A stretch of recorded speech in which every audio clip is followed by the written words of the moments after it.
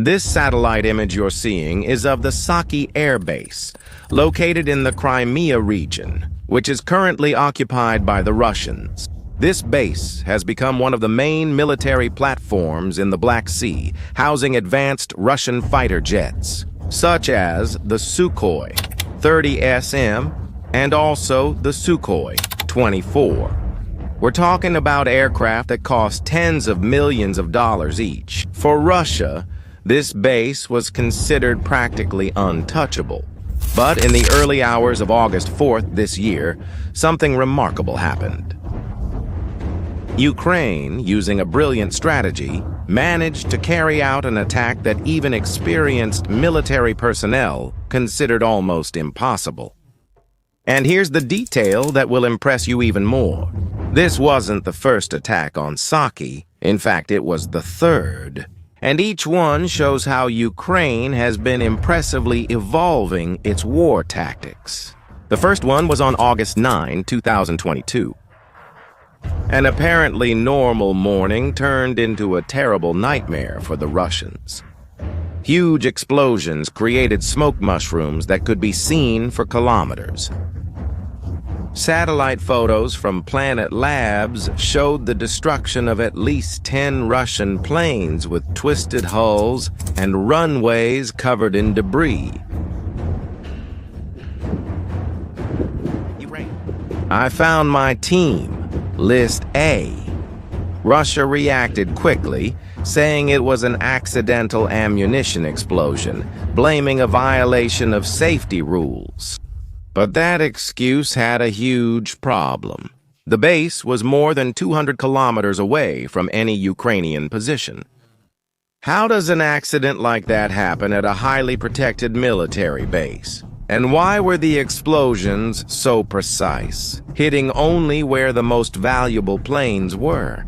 The satellite photos showed craters typical of missile attacks, not accidental explosions. The destruction was surgical. Only important military targets were hit, while nearby civilian structures remained intact. A year later, on September 21, 2023, Saki was attacked again. And here, Ukraine showed an evolution that impressed experts all over the world. It was no longer a simple attack. It was a coordinated operation in two phases. First, they sent a wave of drones to confuse and overwhelm the Russian air defenses, which had been reinforced after the first attack. These drones acted as decoys, forcing the defense systems to use up their ammunition and reveal their positions. Then, with the defenses weakened, the second phase began. Neptune cruise missiles, developed by Ukraine itself. These missiles managed to get through the defenses and hit the targets with impressive accuracy. Now, in 2025, we see the most sophisticated attack of all. According to the Security Service of Ukraine, drones from the Elite Unit Special Operations Center A hit 5 Russian fighter jets and a weapons depot. The result was devastating. A $50 million Sukhoi 30SM was completely destroyed. Another Sukhoi 30SM was damaged, and 3 Su-24 bombers were also hit. Now, after hearing this, I know you might be wondering, Tamas, why is this base so important? Why does Ukraine keep going back there, risking valuable equipment? Well, as you may have already realized, it's not just another military airfield. It's literally the eyes and the sword of the Russian fleet in the Black Sea. It's in a strategic position that allows Russia to control a huge area of the Black Sea and southern Ukraine. Since they took Crimea in 2014, this base has become the center of Russian military operations in the region.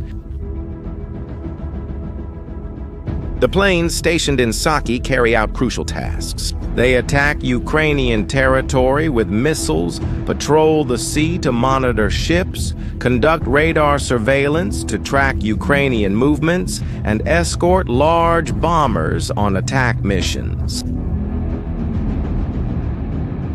So, if you disrupt these activities, you affect the entire Russian military capability in the Black Sea. And here is the brilliance of the Ukrainian strategy. They're not just attacking an isolated base. They're carrying out a perfectly coordinated campaign to completely take control of the Black Sea away from Russia.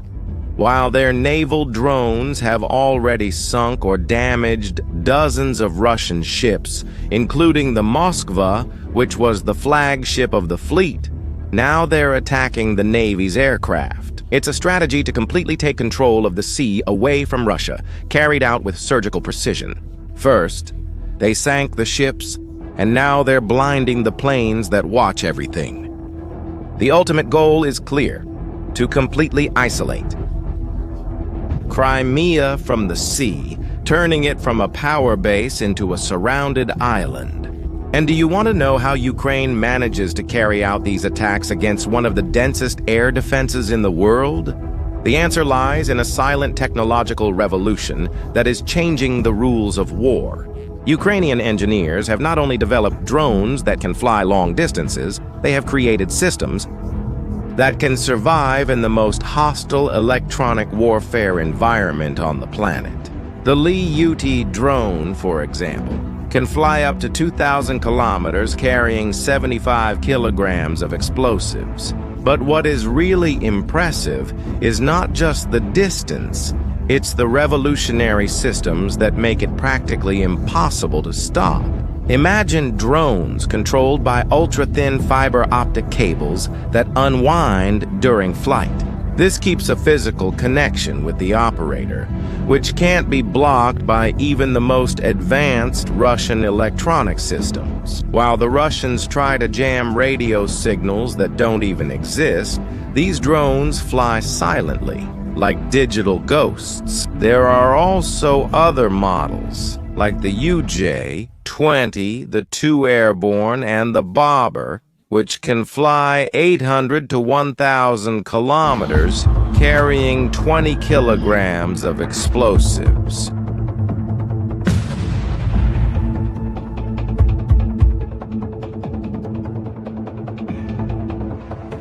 Even though they're smaller, they're perfect for confusing defenses when used in groups or for starting fires in depots, which then explode. But the innovation doesn't stop there. The most advanced drones have artificial intelligence systems called eagle eyes that can recognize targets just by looking, and they do this with better accuracy than humans. This allows them to navigate on their own during the final part of the attack, even if they lose global positioning system or face heavy electronic interference. The most impressive thing of all is that Ukraine took super complicated military tactics, which normally require extremely expensive planes, pilots with years of training, and missiles that cost millions, and adapted all of it for cheap mass-produced drones. The August 4th attack followed this same smart pattern I just described.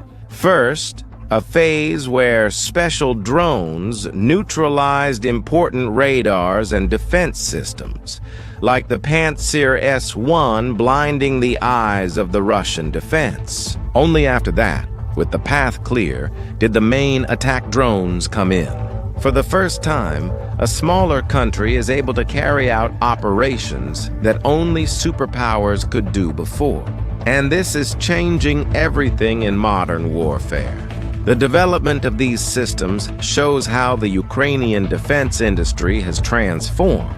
What started as small projects in garages has turned into a sophisticated, government-supported system capable of producing effective weapons on a large scale. But now comes the most revealing contradiction of this war.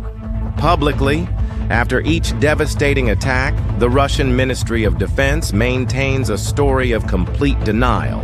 They talk about successful mass interceptions. They say they destroyed dozens of drones over Crimea and the Black Sea and project an image of absolute control. According to official statements, no aircraft was lost, no important structure was damaged, and the defenses worked perfectly. But the physical actions of the Russian forces tell a completely different story. And this difference has become one of the best indicators of the real military situation. Commercial satellite photos show a desperate and expensive construction program. In recent weeks, Russian forces have been working around the clock building dozens of new reinforced shelters for aircraft at bases all over Crimea. Huge reinforced concrete structures, earth-covered shelters, underground bunkers, constructions that cost millions each and take months to complete. This glaring contradiction between denying everything while building more and more defensive structures is a great way for us to get to the truth.